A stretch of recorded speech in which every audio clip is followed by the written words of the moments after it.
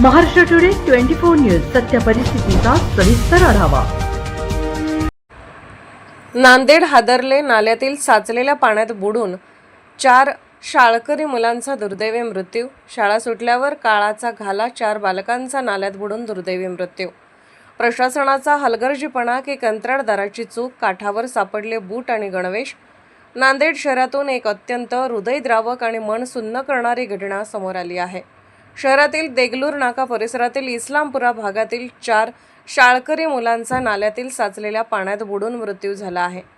गुरुवारी दुपारी 12 वाजण्याच्या सुमारास हा भीषण दुर्घटना घडली। या घटनेमुळे संपूर्ण नांदेड शहरावर शोककळा पसरली असून मृताच्या नातेवाईकांनी केलेला आक्रोश काळजाचा थरकाप उडवणारा आहे। मिळालेल्या माहितीनुसार इस्लामपुरा भागातील ही मुलं शाळा सुटल्यानंतर घराकडे जात होती। दुपारी 12च्या सुमारास हारुणबाग परिसरात एका मोठ्या खड्ड्यात पावसाचे किंवा नाल्याचे पाणी साचलेले होते।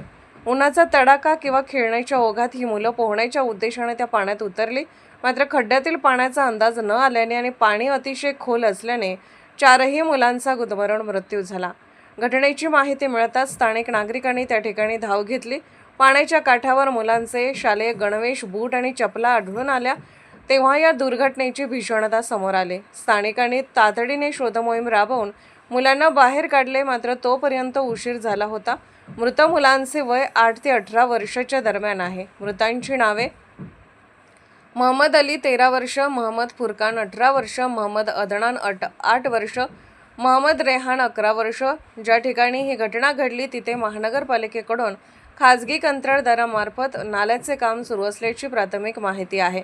तसेच बाजूलाच प्लॉटिंगचेही काम सुरू आहे। हा मोठा खड्डा नेमका कोणी खोदला आणि तो उघडा का ठेवला? तिथे सुरक्षेचे कोणतेही उपाय का केले नव्हते, असे संतप्त सवाल आता नागरिक विचारत आहेत।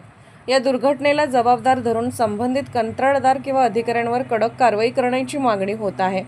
या घटनेची माहिती मिळताच पोलीस प्रशासन आणि महानगरपालिकेचे वरिष्ठ अधिकारी घटनास्थळी पोहोचले आहेत। पोलिसांनी पंचनामा केला असून मृतदेह उत्तरीय तपासणीसाठी रुग्णालयात पाठवण्यात आले आहेत।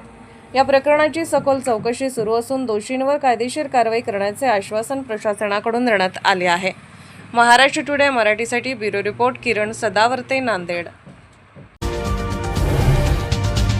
आजच महाराष्ट्र टुडे 24 न्यूजला सबस्क्राईब करा आणि सत्य परिस्थितीचा सविस्तर आढावा पहा।